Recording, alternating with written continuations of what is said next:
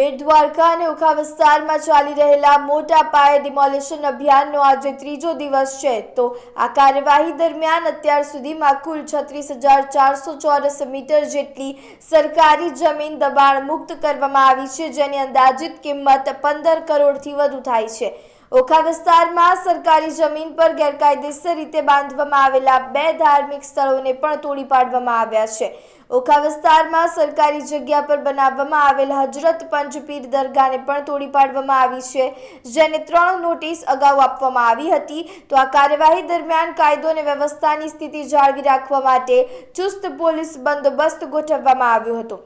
આ સાથે social media platform x ઉપર એક ટ્વીટ અત્યારે વાયરલ થઈ રહ્યું છે, જેમાં હર્ષ સંઘવીને ટેગ કરીને ધમકી આપવામાં આવી છે.